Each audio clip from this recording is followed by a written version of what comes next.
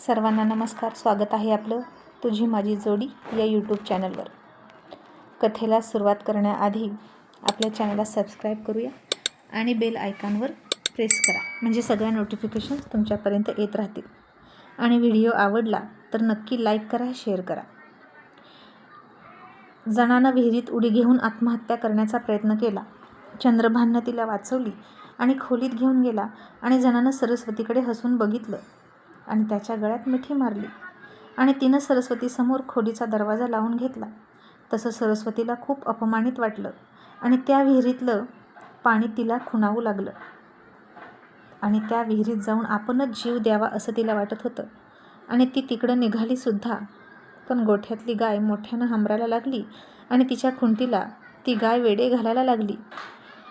आणि ती तीच गाय होती जी लहान कालवड असताना सरस्वतीच्या आईनं तिला अंधण म्हणून दिली होती.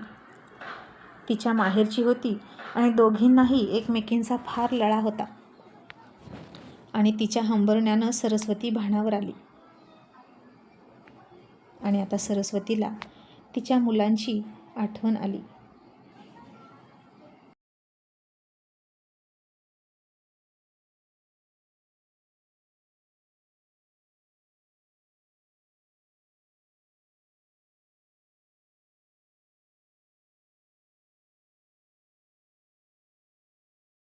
आणि सरस्वतीनं विचार केला की मी जर जीव दिला तर माझ्या मुलांचं काय होईल? चंद्रभान आणि जना तर एकमेकांमध्येच मशगूल आहेत. ते त्यांचा नीट सांभाळ करणार नाहीत. आणि सरस्वती तशीच परत फिरली आणि तिच्या खोलीत जाऊन बेडवर अंग टाकून उशीत तोंड खुपसून रडायला लागली. आज तिला खूप एकटं एकटं वाटत होतं.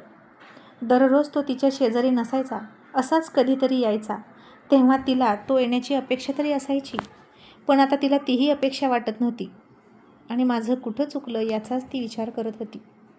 सगळं दिलं त्याला, तन मन धन ओतून त्याचा संसार केला. तो इथं नसताना त्याचं घर सांभाळलं, त्याची मुलं, त्याचा संसार जपला, माहेरचे सगळे दागिने त्याच्या हवाली केले आणि तरी त्यानं तिला दगा दिला. असा विचार करत करतच तिला झोप लागली. आणि अचानकच तिच्या डोक्यावर कुणाचा तरी हात फिरला आणि ती उठली. तिनं बघितलं तर तो चंद्रभान होता. सरस्वती उठली आणि त्याचा हात झटकून म्हणाली, का आलात तुम्ही इथे? तुम्ही अजिबात मला हात लावायचा नाही, दूर व्हा, असं म्हणून ती त्याच्यापासून दूर निघाली.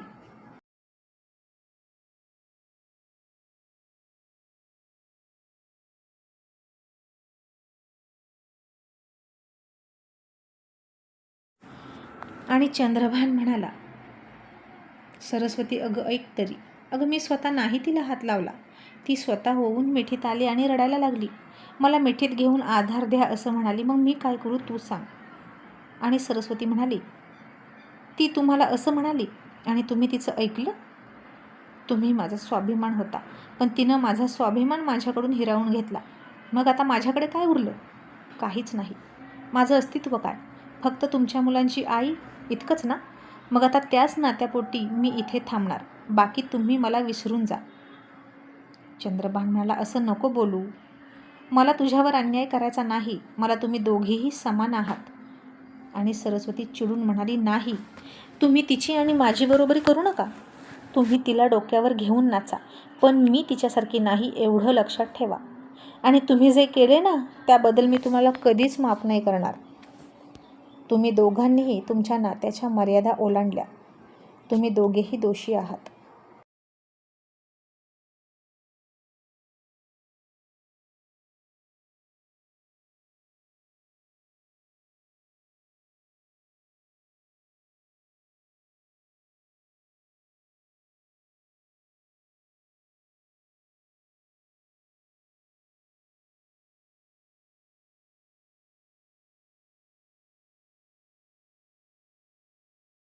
आणि चंद्रभान म्हणाला, मग काय करू तूच सांग. आपणच तिचं लग्न यशवंत सोबत लावून दिलं आणि तो पळून गेला, याबद्दल ती मला जबाबदार धरते.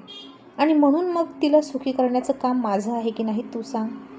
सरस्वती हसून म्हणाली, किती चांगला अर्थ काढला हो तुम्ही आणि छान पळवाट शोधली. पण असू द्या, आता ते बोलून काही उपयोग नाही, कारण तुम्ही बाटलेले आहात.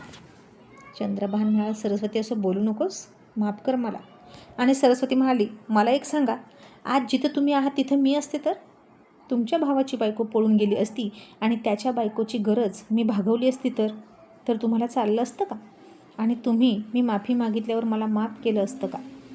आणि हे ऐकून चंद्रभान लगेच चिडला आणि म्हणाला, सरस्वती, हे तू काय बोलतेस? तुला कळते का? अगं तू बायको आहेस माझी. असलं बोलणं तुला शोभा देत नाही.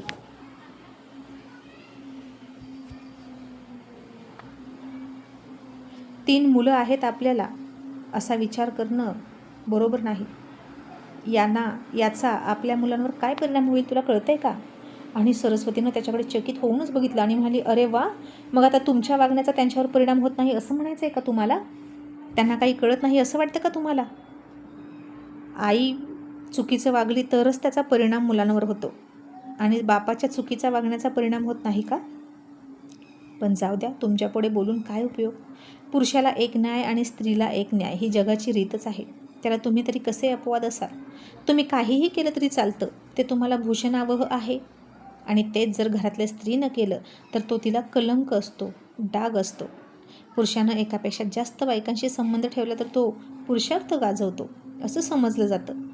पण तेच जर स्त्रीनं केलं तर ती कुलटा असते, कलंकित असते, घराण्याची अब्रू जाते. आणि हे ऐकून आता चंद्रभान गप्पच बसला आणि म्हणाला, हे बघ सरस्वती, तू उगीच राईचा पर्वत करू नकोस. तुम्ही दोघेही मला तितक्याच हव्या आहात आणि अजूनही मी तुझ्यावर प्रेम करतो, माझ्या मुलांची आई आहे म्हणून.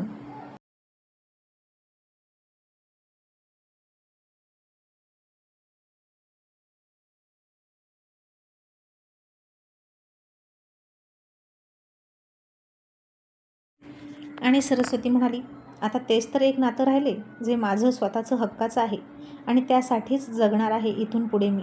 पण एक गोष्ट लक्षात ठेवा, मी तुमची बायको असल्याचा हक्क तुम्ही वाटून घेतला. माझ्या मुलांचा हक्क मी तर कुणाला देणार नाहीच. तुम्ही कधीच तिला आई करायचं नाही, लक्षात ठेवा. आणि माझ्या मुलांचा हक्क इतर कुणालाही द्यायचा नाही.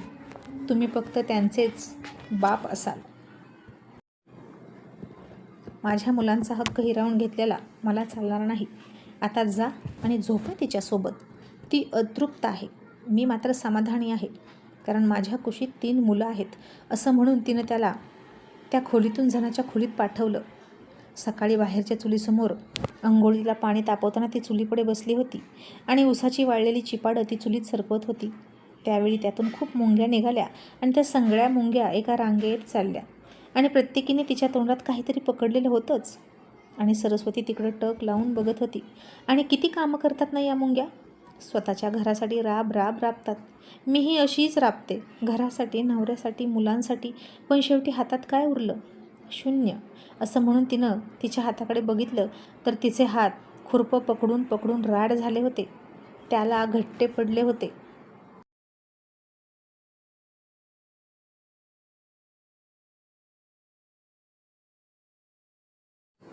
आणि तिचे पाय आणि पायाचा टाचा उडलेल्या होत्या, भेगा पडल्या होत्या आणि गोरा चेहरा उन्हानं रापला होता. आणि हे बघून चंद्रभान तिला कायम म्हणायचा, सरस्वती, असं कसे तुझे हात आणि पाय राट आणि खडबडीत आहेत? मऊ मऊ का नाहीत? आणि चेहरा असा का काळवंडलेला आहे? तू तुझी काळजी का घेत नाही? त्याच्या संसाराचा गाडा ओढता ओढता तिचं स्वतःकडे दुर्लक्ष झालं आणि तीच आता त्याला आवडत नव्हती. मऊ हाताच्या, पायाच्या बायका त्याला आवडत होत्या आणि बायकोकडे तो फक्त त्याच्या मुलांची आई म्हणून बघत होता. मग इतक्यात एक मुंगी सरस्वतीच्या पायावर चढली आणि तिच्या अंगठा आणि जोडव्याचं बोट या दोघांच्या मध्ये कडकडून चावली आणि सरस्वती तिच्या विचारातून बाहेर आली. मग तिनं अंघोळीला पाणी घेतलं.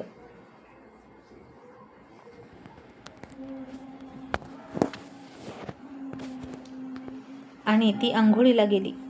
आंघोळ झाल्यानंतर आरशात बघितलं तर तिच्या उन्हानं तापून तापून काळवंडलेल्या गोऱ्या कपाळावर 3 टिकल्या असलेलं तिचं गोंधन दिसत होतं. आणि रोज त्याच गोंधनाला ती लाल भडक कुंकवाच्या टिळ्यानं झाकून टाकायची. म्हाताऱ्या बायका म्हणायच्या, मरताना सोबत काही येत नाही, सोनं नाणं कपडा लत्ता इथेच राहतो, फक्त गोंधन तेवढं सोबत येतं. गोंधन म्हणजे स्त्रीच्या अस्तित्वाची खूण. मग आता तिनं तिचं ते उघडं कपाळ बघितलं तिला ते बघू वाटलंच नाही. मग तिनं रोजच्यासारखंच मोठं ठसठशीत कुंकवाचा टिळा लावायला बोट भरून कुंकू घेतलं आणि कपाळाकडे तिचा हात गेला.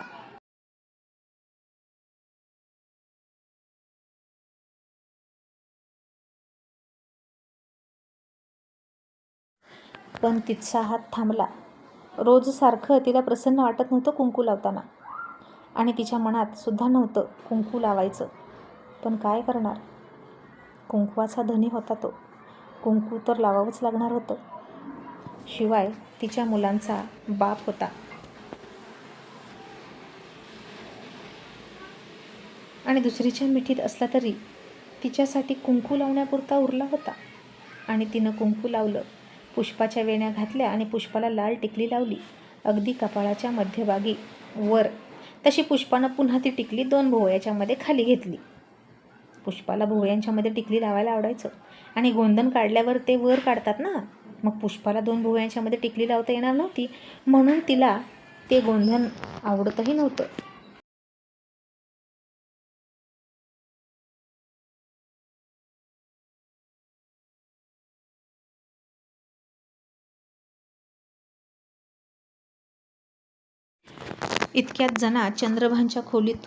इतक्यात जणाच्या खोलीतून चंद्रभान आला आणि सरस्वती स्वयंपाक करत होती. तिथं जाऊन म्हणाला, सरस्वती, इतकं अवघड वाटून घेऊ नकोस. मी तुला अंतर दिलं नाही. तूही माझी बायको आहेस.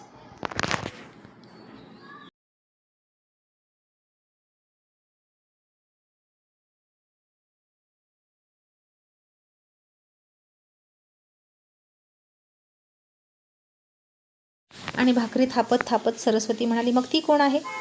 आणि चंद्रभान गप्प बसला. आणि सरस्वती म्हणाली, ती रखेल असेल तर मला स्पष्ट तिच्या समोर सांगा, मी काहीच बोलणार नाही. असं म्हणून ती खोलीत गेली तिच्या. तर जना तिच्या खोलीत जाऊन तिजोरीची चावी हातात घेऊन बघत होती, कमरेला लावून बघत होती, पदराला बांधून खांद्यावर टाकत होती. आणि सरस्वतीनं ते बघितलं आणि तिला तिचा खूप राग आला.